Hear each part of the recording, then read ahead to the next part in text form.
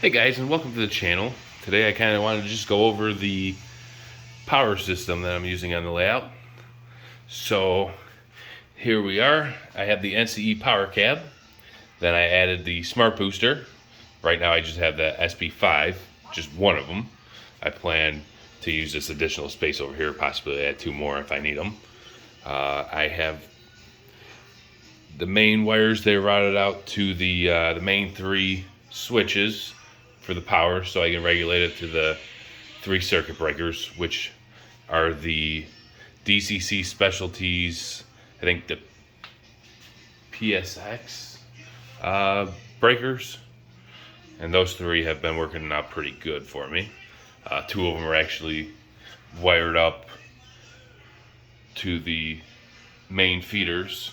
The other ones are just temporary for the main lines, as most of that's still under construction.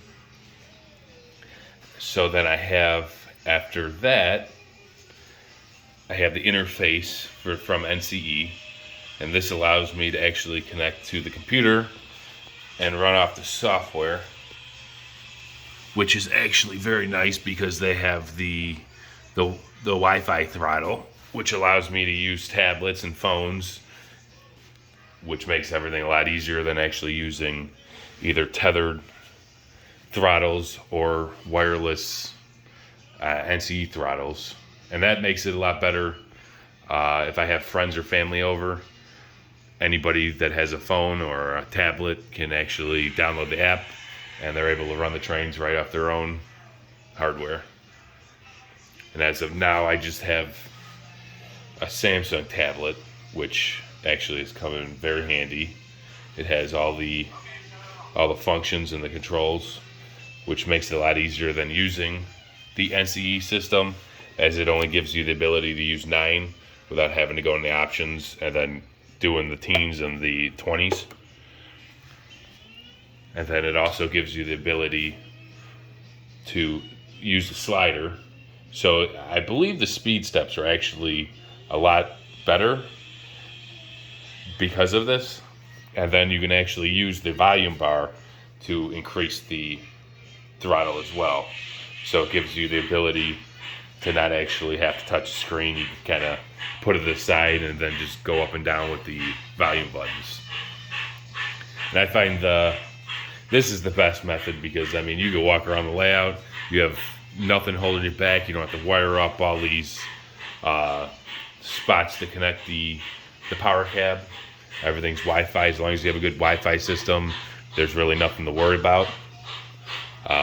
It's just super handy, and you know, I know if with the engine driver software, I believe you go in and actually get more detailed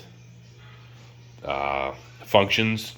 I know as far as the laptop, you can do the same, where you can actually go in and find your exact model, and it'll actually pull up the like all the options and all the functions and what they actually do, so you can get a lot more information out of it instead of just the basic numbering system.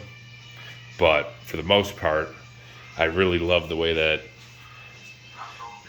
it's all been set up. I mean, as far as the Wi-Fi control, you don't need to go out and get any of those special decoders, DCC, Bluetooth, and all that. All this stuff is pretty much at your fingertips. Anything with just, you know, a normal stock decoder, you can have your aftermarket decoders. Everything will work just like a normal DCC system, just better. And I believe that you can connect. I believe you can connect the turntable and all of that stuff with the system. I haven't even really looked into that, but I'm sure there's a lot more advancements on how they operate these things. But I feel like, you know, this is still a huge leap forward than just, you know, running on DCC. It just makes things a lot more fun.